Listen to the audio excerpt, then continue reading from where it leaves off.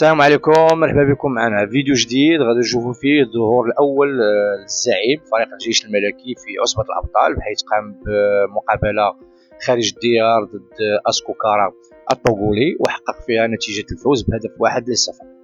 المقابلة هذه كانوا فيها العديد والعديد ديال الملاحظات، ولكن الفريق في بداية الموسم حقق الأهم وهو الفوز. حنا في هذا الفيديو غنطرقوا فقط لواحد اللقطة اللي كانت تقدر تشكل خطورة وكان يقدر يجي على إثرها هدف التعادل للفريق الخصم.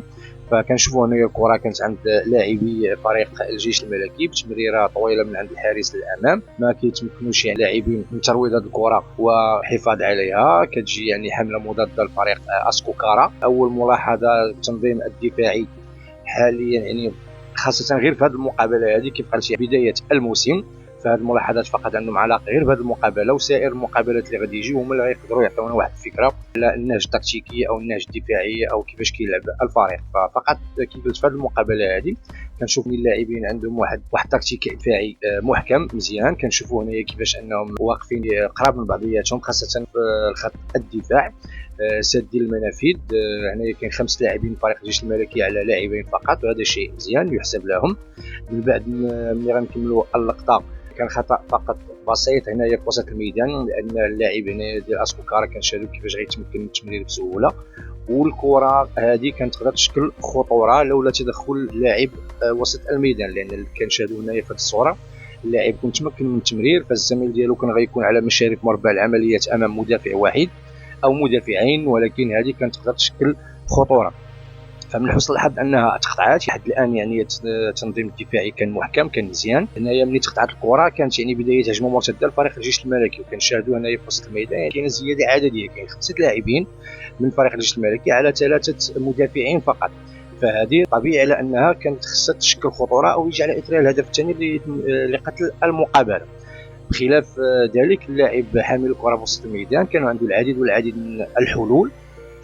هو اختار الحل بتمرير العمق للجناح، ولكن التمريره ما كانتش مركزه، بحيث كانت صعوبه للزميل ديالو اللي كاين في الجناح باش يروض الكره ويدخل المشارف مربع العمليات. فكان بالاحرى انه يحاول يمرر الزميلين ديالو اللي قراب ليه على اليمين او على اليسار، او يروض الكره ويستمر في الترويض ديالها لغايه ان اللاعبين ديالو يقدروا يتمركزوا مزيان وتبان ليه زاويه مريحه وسانحه للتمرير. فهو قام بهذا الحل هذا كي غنشاهدوا في اللقطه. فالزميل ديالو الجناح ما تمكنش من ترويض الكره كيف قلنا، ولاعبي فريق اسكوكارا كيرجعوا بسرعه لتحسين الدفاع ديالهم، الشيء اللي تاتى لهم وتمكنوا من استرجاع الكره واخراج او ابعاد الخطر من مربع العمليات. في وسط الميدان لاعبي فريق الجيش الملكي كيتمكنوا من استرجاع الكره مره اخرى، ولكن باش تضيع الكره هذه التمريره الخاطئه تقريبا كنشاهدوا هنا ما كانش كاع ضغط بتاتا على حامل الكره. فمن الاحسن كان او من الافضل كان انه يخرج الكره من هذيك الجهه، وكيف كنقولوا يحل اللعب للجهه اليمنى. كانت كاينه زاويه مريحه التمرير للزملاء ديالو، ومنها غادي يكون الحفاظ والاستحواذ على الكره، ونقدروا نبنيو هجمه من الجهه اليمنى. بخلاف ذلك فاللاعب كمل الاستحواذ على الكره، ولاعبي اسكوكارا داروا عليه واحد الضغط اللي زعجو وخلاه يقوم بالتمريره الخاطئه، وكيسترجعوها لاعبي فريق اسكوكارا وكيبداو الهجمه ديالهم. فهنا كنشاهدوا ثاني من بعد استرجاع الكره وتمريره فقط واحده لوسط الميدان. الخطا الاخر اللي كان هنايا في تمركز رباعي الدفاع هو ان حاولوا يقوموا بعمليه الشروط، ولكن كنشاهدوا على انهم متمركزينش على خط واحد.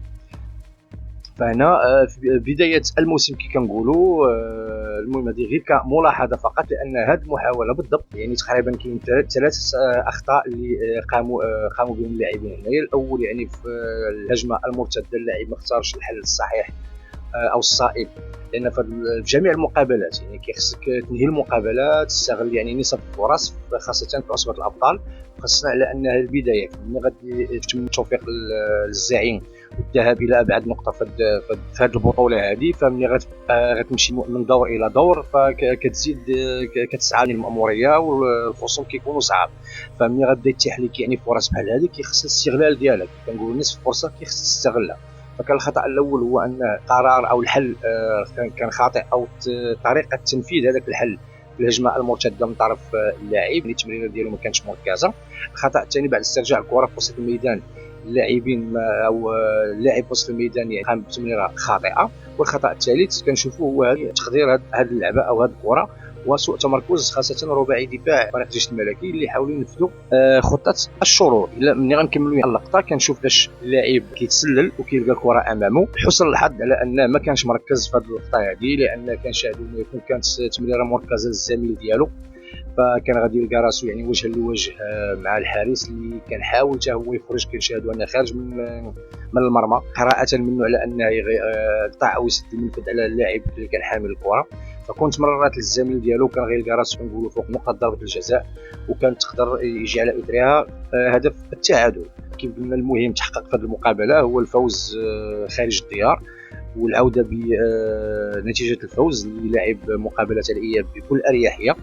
فكتبقى دائما نتيجه 1-0 ماشي مطمئنه فعلا ان الفريق مقارنه مع المستوى ديال الجيش الملكي فهو فريق ضعيف، ولكن ما نستهنوش به لانه كيقدر يخلق فرص، كيقدر يخلق متاعب. عندهم لاعبين كيحاولوا يمرروا الكرات بتسميرات قصيره بيناتهم، كيعرفوا كيفاش يخرجوا الكره من خط الدفاع. نتمنوا ان الفريق العسكري ما يفكرش من دابا في لقاء الدور التمهيدي الثاني، ويبقى يعني كيفكر في لقاء الاياب وما يستهنش بالخصم، لاننا كي قلنا نتيجه 1-0 ماشي مطمئنه. ونتمنوا ليه التوفيق والفوز يعني في المغرب بمقابله الاياب لتاكيد الفوز والتاهل ان شاء الله للدور المقبل. كان هذا فيديو اليوم على المقابله الاخيره لفريق الجيش الملكي، نتمنى يروق الاعجاب ديالكم. الى فيديو اخر، السلام عليكم.